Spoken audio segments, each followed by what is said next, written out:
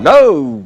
This is where we cut open Nollywood, the complex magic-making machine, and bring into your homes the various aspects of the vibrant movie industry. I am Koye Shutadi, and this is Nollywood Uncut. Glad you can join us.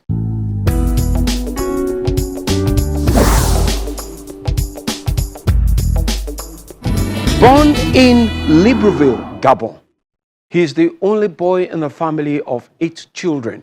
He first studied banking and finance before a bachelor's in philosophy at the University of Jos, Plateau State. He began acting in 2001 and he appeared in about 200 films. He started a movie production company, Untamed Productions, in 2007 and owns a record label, Untamed Records, where he's worked with Baba, late Sound Sultan, amongst others. Please sit back and meet up close and personal James Ikechukwu Esemoha, popularly known as Gmaik.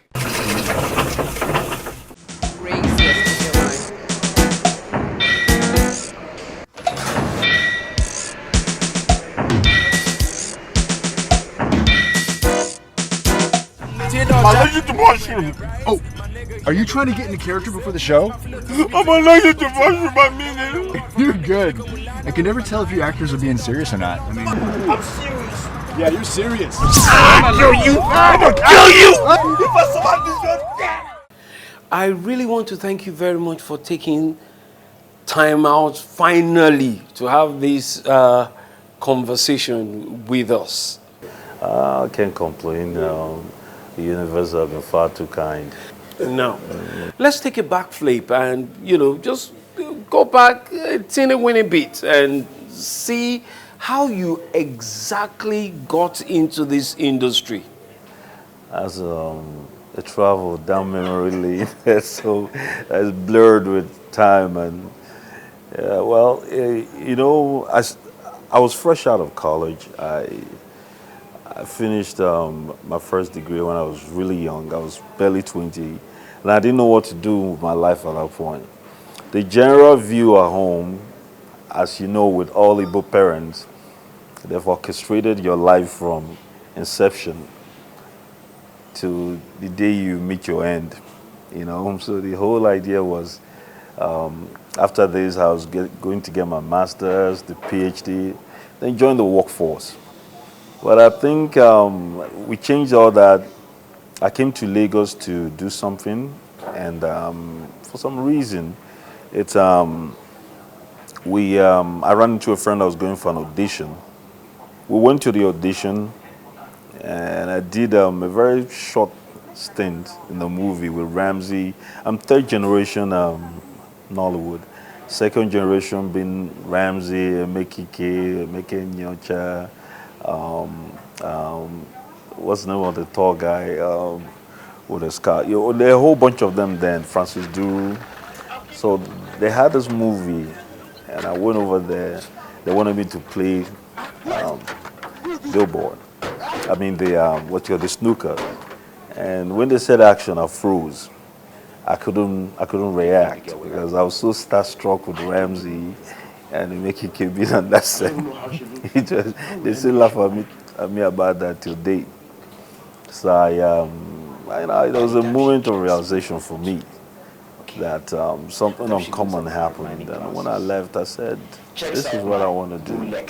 A lot of people thought it was a cursory interest, something that was a passing fancy that I probably indulge in a few times. I'll be fine and go back to the rhythm and I've been aligned with. But that's it, it's stuck. I went back home, had a conversation with my father, and he said he laughed at me. He just had a good laugh and asked me if the fever I had last week was still disturbing me. But I persisted. We kept talking about it. And then he called in my uncle to talk to me to no avail, brought my mom in, no avail. They had a family meeting on my head and asked me. I said, this is it. I'm not ready to travel. This is what I want to do. And so we started fighting. We were deciding. It was my dad and I have always been really close. I'm an only son, so we have that bond. So, but after a long while, and when things started getting really ugly and the arguments were getting really, bad, he asked me to leave the house. They thought that was, he said I should go. His words, his exact words, I've not had a hard life. And so if I don't know where my next meal is coming from or where I'm going to put my head at night, that would probably reset my head. But it didn't. It took 2 years to come back home.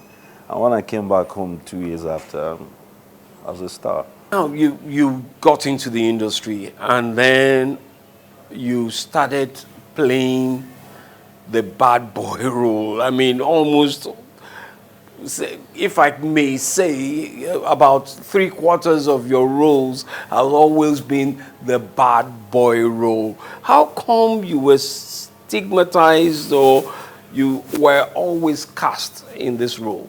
It became more like a stereotype. It's Nollywood of old. Once you excel in a certain role, you remember in Kiru Sylvanus, she just had to cry in one film. and they turned her whole life to a cry, unending crying scene, Oh man, I just played one bad boy role. They were like, Igbo will make it sweet. The hacky them off, man. It means this is the thing you do well. Some of us know a little bit about you and that you are not as bad as the characters you play in most of your productions. So, what is the real Gmaik like when it's not in front of the camera? Because that was I think more than anything else, what was the element of dispute, the element of conflict, if you will. I've always been, a loner. I enjoy it. That's what fuels my creativity. That's what fuels my peace of mind. God doesn't make mistakes. When you try to fit yourself a square peg in a round hole, you will have discomfort. So for a long time in the industry, I was uncomfortable because I was running with the pack. I was running in cliques. I was running with entourages. I was running with associates. That was the traditional sense of existence, of even thriving in the industry. But that wasn't for me. It rallied against every belief that I had, all the support system, all the ideology that was imbued in me. I come from a really big family, but being one guy with so many women, it tells a different story. It means you early in life, you'll find comfort by yourself. Okay, I found comfort in books. I read extensively. I read a lot of books. I found comfort in watching movies and just being by myself. The girls had a lot to discuss. They had boyfriends, our parents, shoes and bags. I didn't have anything to contribute every time they start this conversation. Now, you were talking about playing, being different people. I was on the sets of Bad Comments, and I've seen Bad Comments from the beginning to the end. Without letting too much out, tell us a little bit about your latest project. Bad Comments is you and I, is everybody in this room. As long as you're within the 2 to 90-year-old strata, you are a bad comment. You fit the mold either as a troll or as a victim, or vice versa. We've all been there. As long as you exist, you coexist in the internet, social media ecosystem, you are a bad comment. You came after me. You destroyed everything that I stood for. You found me on Twitter. You found me on Instagram. You found me on Facebook. Your comments. Your 5 hate-filled comments. You beat an old man. What is going on in my life? How? Mommy. What's it? Abiago. What is people? When they tryna hold me, I go zoom, zoom, zoom. When they tryna hold me, I go zoom, zoom, zoom. Don't like your vibe and I go zoom, zoom, zoom. Blowing out the roof and it go boom, boom, boom. Don't you ever treat me like I do. It's alright. Bad energy, I Half of your social media followers are not your fans. when I come, What happened to you? when they tryna.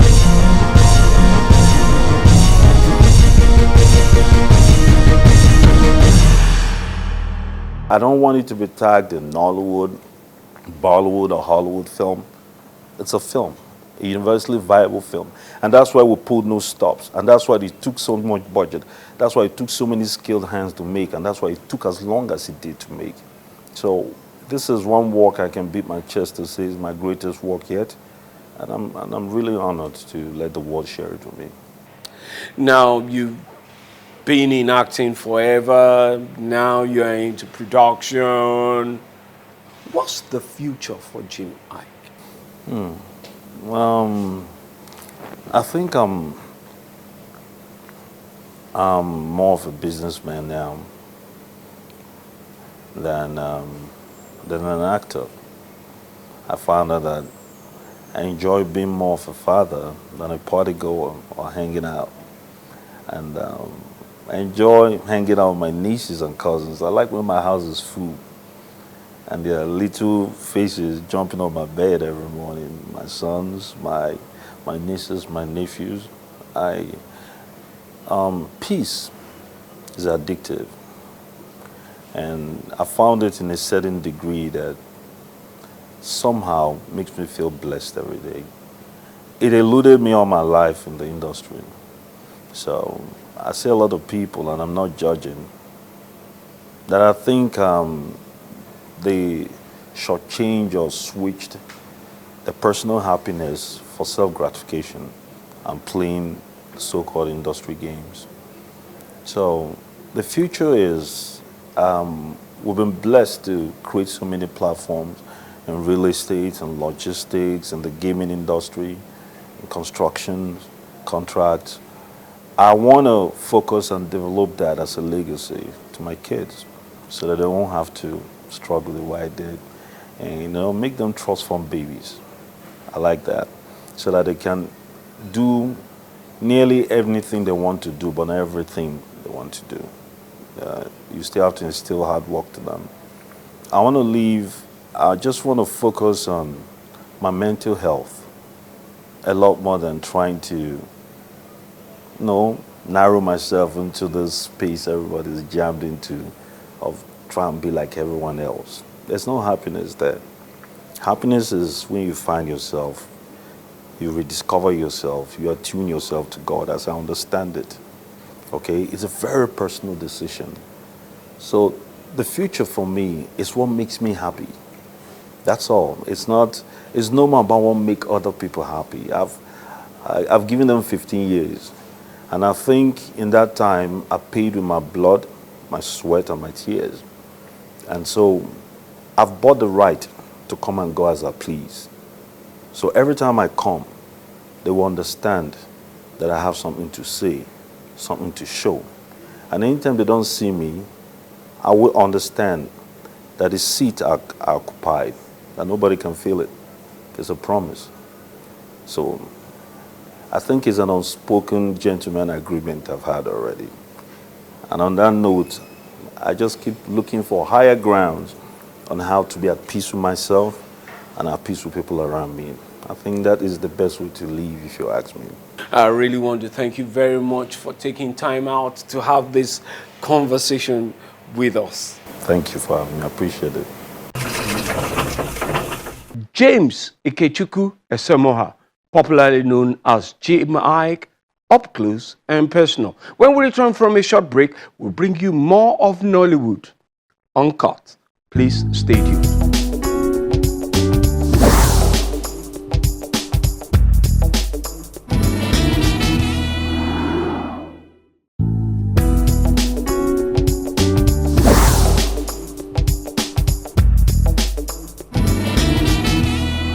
A Toka Makbaro film, Bitter Rain tells the story of a group of individuals from the city. A journalist eager to find the truth and an adventure-seeking couple who converged on a mystical celebration in the distant town of Ahaba, leading to a roller coaster of events. The cast include Mike Ezoroyen, Zubi Michael, Alex Ekubo, Ayo Makun, Stan Eze, amongst others. Come with us to the premiere in Lagos.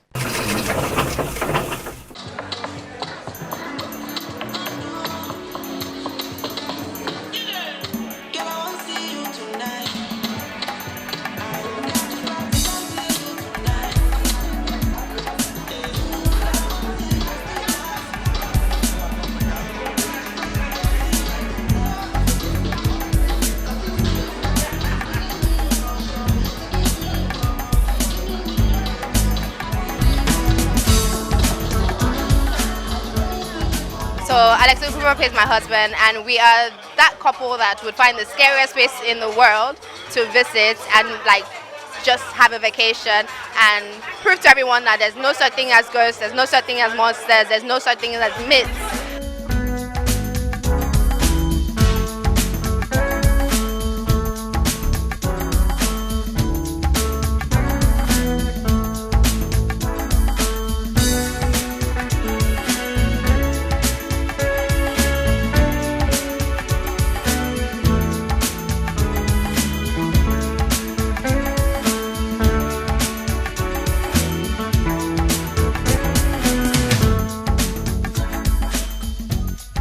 So well, I'm proud of the way they have been able to do what they did in the film. Transformation from the old part of the film to the new part of the film, yes. So our people are doing very well now, yeah.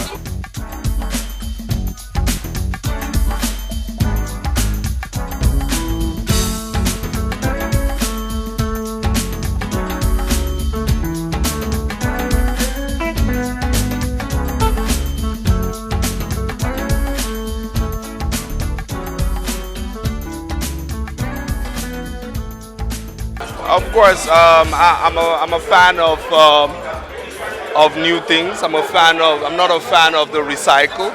I believe we have a whole lot more to give with regards to storytelling and of course directing as well, and what we feed the viewers. So I was quite excited when I got the call and I jumped on it immediately, yes.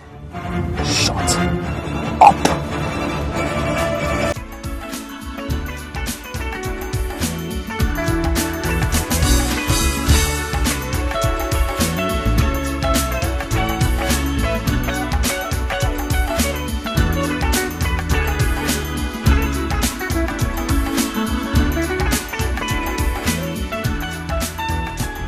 The curse led to the rains of Ahaba being bitter. Bitter in the sense that every time it rains, the ground's born.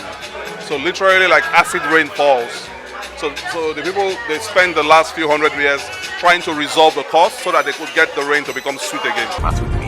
I mean it. I wasn't missing words when I said I'm going to expose your secrets if you do not release my friend now. And what the hell is this Raj from Abash's camp?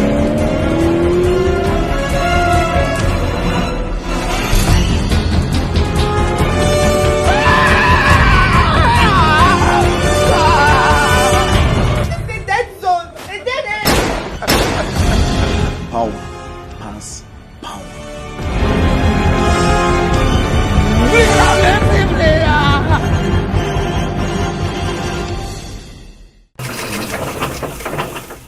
We run news from the box office, which tells us the highest grossing films from the cinemas. A quick reminder that the popularity of a film doesn't determine the quality of the flick.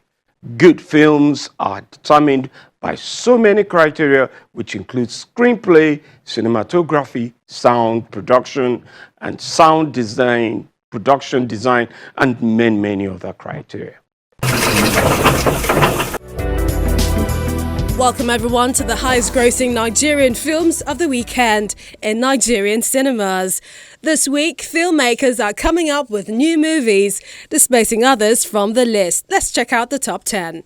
He's not a home Scripted by Ademino Khan and Obi Emelonye, the production follows the story of a troubled young man who turns to a boxing mentor for guidance. He soon discovers that his coach is his father, who abandoned him decades ago. The movie begins our lineup.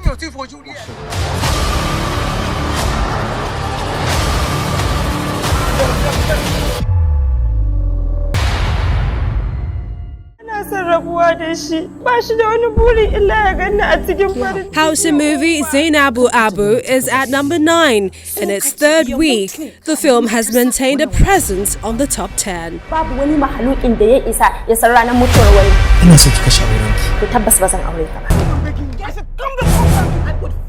It's all about games and relationships. Hustle, the film produced by Mark Adigbesi and Omomi Ololoyo, drops 2 places to number 8. You get it? Your name, your gym franchise, everything. Cookie Spot, a movie with a message to women that talks about reflection and life, is at number 7 this week. It's okay. It's my life. You've been threatening to send us on this house. I know you don't care because you don't want to stay in this. Remind yourself about the Devil in Agbada is still in its 6th position. It's written and produced by Chini Love Eze. You see a curveball?